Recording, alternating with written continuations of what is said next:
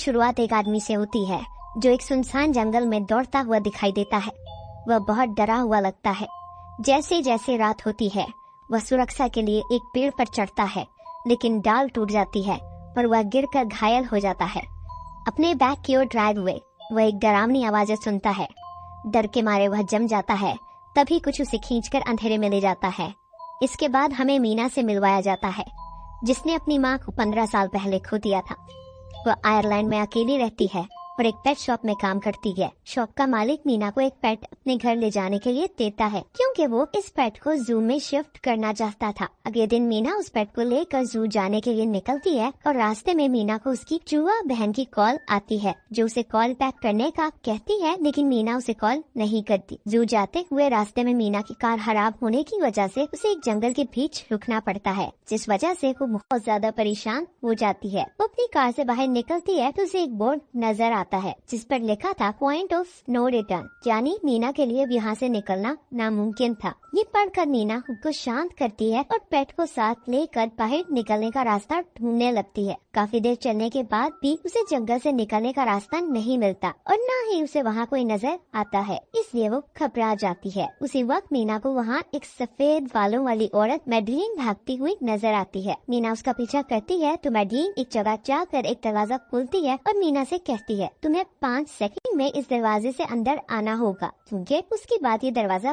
बंद हो जाएगा। मीना अंदर जाती है तो उसे पता चलता है ये शेल्टर है और मीना वहाँ क्लेयर और डैनियल से भी मिलती है। मैडलिन मीना को बताती है हर रात इस शेल्टर रूम की शीशे वाली विंडो से इस जंगल में रहने वाले मिस्टीरियस वॉचर्स उन्हें देखते हैं और जो भी रात वो इस शेल्टर रूम से बाहर जाता है वो वॉचर्स उसे मार देते हैं। अगले दिन मीना अपने घर वापस जाने के लिए निकलती है, लेकिन उसे कुछ दूर एक खौफनाक क्रिएचर नजर आता है। उसी वक्त मीना के पास मैडलिन आती है और उसे बताती है, तुम पहली हो जिसने यहाँ से भागने की कोशिश की है। वो मीना को दोबारा ऐसा ना करने के लिए कहती है। अगले दिन क्लेयर मीना को बताती है, मैं अपने हस्बैंड के साथ यहाँ आई थी, लेकिन मेरे हस्बैंड मुझे अभी तक नहीं मिले। क्लेयर का हस्बैंड वही आदमी था जिसे मूवी के पहले सीन में दिखाया गया था। फिर मैडलिन मीना को जंगल में रहने के 3 रूल्स बताती है। रात के वक्त कैबिन का दरवाजा कभी नहीं खोलना, नंबर 2 अपनी बैक साइड कभी भी शीशे के सामने नहीं करनी, और तीसरा दिन के वक्त कभी भी जंगल के खड्डों के करीब मत जाए, हमेशा रोशनी में रहे।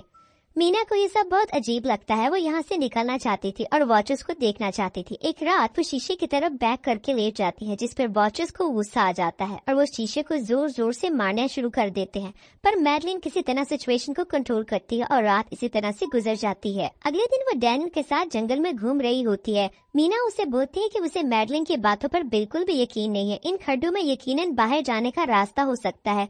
डैनियल भी मीना की बातों में आ जाता है और फिर वो रस्सी की मदद से मीना को नीचे पहुंचाता है। वहाँ उन्हें इंसानों की जरूरत का काफी सामान मिलता है, जिसे मीना ऊपर की तरफ भेज देती है। वहाँ इंसानों की हड्डियां भी उसे नजर आती हैं, लेकिन साथ में उसे वॉचर्स की मौजूदगी का एहसास भी होता है। वो डर जाती है और वापस ऊपर आ जाती है। मैडलिन उनसे पूछती है कि ये सामान उनको कहाँ से मिला, जिस पर वो झूठ बोलते हैं कि ये उन्हें जंगल से मिला। फिर इस रात डैनियल किसी तरह हैंडीकैम दरवाजे के बाहर सेट करता है ताकि वो वॉचर्स को देख सके। वो सब वॉचर्स के आने का इंतजार कर रही होती हैं कि अचानक दरवाजे के बाहर दस्तक होती है।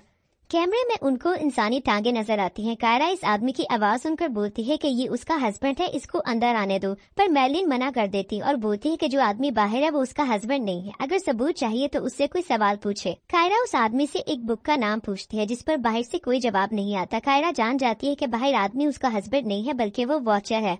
दरवाजा ना खुलने पर वॉचर्स कैमरे की तार खींच के उसे तोड़ देते हैं और तोड़ फोड़ शुरू कर देते हैं, जिससे शीशे पे क्रैक आ जाता है। वो चारों शीशे की तरफ आके खड़े हो जाते हैं और इसी तरह से रात फिर गुजर जाती है। मौसम बदल जाता है और इसी तरह से काफी दिन भी गुजर जाते हैं और अब भी वो कई महीनों से इस जंगल में फंसे हुए हैं।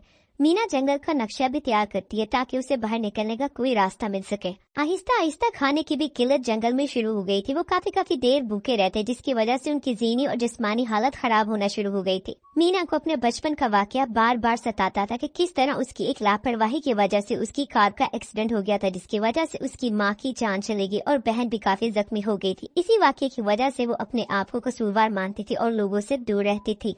फिर एक दिन किसी बात पर डैनियल और मैडलिन का झगड़ा हो जाता है और वो मैडलिन और मीना को बाहर छोड़ के कूप का दरवाजा बंद कर देता है। भूख की वजह से डैनियल की दिमागी हालत बेकाबू हो चुकी थी। वो तीनों डैनियल को बहुत समझाती हैं, लेकिन वो दरवाजा नहीं खोलता। कुछ देर बाद मैडलिन मीना को लेके एक दरख्त में छुप जाती और वहाँ पर वॉचर्स कूप के पास आ जाते हैं। जब वो शीशे से मीना और मैरिन को कूप के अंदर नहीं देखते तो खूब शोर मचाते हैं और सब वॉचर्स जंगल में इनको तलाश करने के लिए भाग पड़ते हैं। इसी मौके का फायदा उठाकर मीना और मैरिन कूप के अंदर दोबारा आ जाती है। मीना ने अब वॉचर्स देख लिए थे जो एक किस्म के क्रीचर्स थे। मैरिन उसको बोलती है वो क्रीचर्स को जानती है, वो यहाँ जंगल में इन्हीं क्रीचर्स को देखने के लिए आई थी। उसने इनके बारे में किताबों में पढ़ा था। वो किसी भी इंसान का रूप ले सकते हैं और इंसानों को वॉच करते हैं ताकि उनकी तरह बोल सके, उनकी तरह दिख सके। पर यहाँ पर आने के बाद वो फंस गई और वापस नहीं जा सकी। अचानक दरवाजा दोबारा से खटकना शुरू हो जाता है और वॉचर इंसानों की तरह बात करते हैं और बोलते हैं कि वो दरवाजा खोले। वॉचर दरवाजा तोड़ने लगते हैं। वो चारों डर के इधर उधर छुपने की जगह तलाश करते हैं कि अचानक उन्हें जमीन के अंदर एक बंकर नजर आता है जो कारपेट होने की वजह से पहले कभी नहीं दिखा। वो चारों उस बंकर के अंदर चले जाते हैं। बंकर्स में बहुत सी फैसिलिटीज होती है। वहाँ पर कई सालों का खाना भी मौजूद होता है और जरूरत का कई सामान भी मौजूद था। वहाँ पर कंप्यूटर भी था जिसमें इंटरनेट कनेक्शन वगैरह नहीं था। मीना उसके अंदर प्रोफेसर का डेटा देखती है और वो वीडियोस देखती है जिससे पता चलता है कि ये जगह प्रोफेसर ने ही बनाई थी। वो यहाँ अपने अंतिम वीडियो में उसने बताया कि जंगल से बाहर कैसे निकलना है। उसने सुझाव दिया कि वे पक्षियों का पीछा करें जो उन्हें नदी के पास उसकी नाव तक ले जाएंगे। उसने यह भी अनुरोध किया कि उसके शोध को नष्ट कर दिया जाए क्योंकि कुछ चीजें दफन ही रहनी चाहिए। वीडियो के अंत में वह दिखाता है कि कैसे वॉचर उसके पास वापस आया और उसने उसे मार डाला। अगले दिन उन्होंने पेड़ों पर लगे मास्क का पीछा किया जो वॉचर्स की सीमा की ओर ले जाते थे। मीना का तोता उन्हें नदी किनारे तक ले गया। मेलिन ने उन्हें एक चिह्नित पत्थर दिखाया जहां कभी परियों को कैद किया गया था। ये परियां इंसानों के बीच रहती थीं, लेकिन अपनी शक्तियों से उन्हें डराती थीं। इस वजह से उनके बीच युद्ध हुआ। परियां जमीन के नीचे फंसी रहीं और जंगल से बाहर नहीं निकल पाईं। सदियों तक कोशिश करने के बाद उन्होंने अपने पंख खो दिए और जंगल में ही फंस गईं। मेलिन ने सभी को जल्दी करने को कहा क्योंकि अंधेरा होने लगा था और बारिश शुरू हो गई थी। जंगल की अजीब आवाजें गूंजी और वॉचर्स बाहर आ गए। ग्रुप ने एक नदी खोजी और नाव पर सवार हो गया। एक वॉचर जो जॉन का रूप धारण किए हुए था ने डेनियल को धोखा दिया और मार डाला। मेलिन, मीना और सारा भाग निकले, लेकिन उन्होंने जंगल में उन लोगों के रूप में वॉचर्स को देखा जो वहां मारे गए थे, जिसमें डेनियल भी शामिल था। मीना ने प्रोफेसर की डायरी पढ़ी जिसमें पता चला कि इंसान और परियां कभी साथ रहते थे। कुछ परियों और इंसानों के बीच खास रिश्ता बना जिससे हाइब्रिड बच्चे पैदा हुए जिनमें अनोखी शक्तियां थीं। ये बच्चे धूप में चल सकते थे, रूप बदल सकते थे और मृत व्यक्तियों का रूप धारण कर सकते थे। लेकिन जब इंसानों ने परियों को कैद कर लिया तो इन हाइब्रिड्स का भविष्य अज्ञात हो गया। बाद में मीना सारा को एक तस्वीर दिखाती है जिससे एक चौंकाने वाला सच सामने आता है। मेलिन असल में प्रोफेसर की पत्नी थी जिसकी कैंसर से मौत हो गई थी।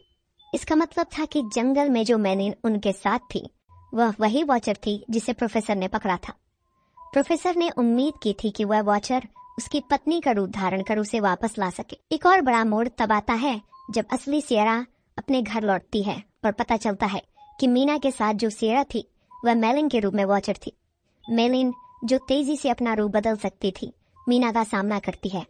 वह बताती है कि अन्य वॉचर्स ने उसे इस वजह से एक्साइट कर दिया था क्योंकि वह धूप में चल सकती थी। मेलिन जो आधी इंसान और आधी परी थी, बाकी वॉचर्स से अलग थी और मीना को खत्म कर उसकी जगह लेना चाहती थी। मेलिन मीना से कहती है कि इंसान केवल नफरत और गुस्से से भरे हुए नहीं है बल्कि उनमें प्यार की भी क्षमता है। मेलिन उसे सांत्वना देती है और कहती है कि वह जानती है कि खुद के भीतर बुराई महसूस करना कैसा होता है। वह यह भी बताती है कि मीना जैसे अन्य हाइब्रिड्स भी हैं और उन्हें ढूंढने से मीना को अकेलापन महसूस नहीं होगा। इसके बाद मेलिन अपने पंख फैलाकर उड़ जाती है। कहानी के अंत में मीना अपनी जुड़वा बहन लूसी से मिलने जाती है। इस दौरान मेलिन एक छोटी बच्ची का रूप धारण कर मीना पर नजर रखती है। ये संकेत देता है कि मेलिन जैसी और भी कई परियां और हाइब्रिड्स इस दुनिया में छिपे हुए हैं।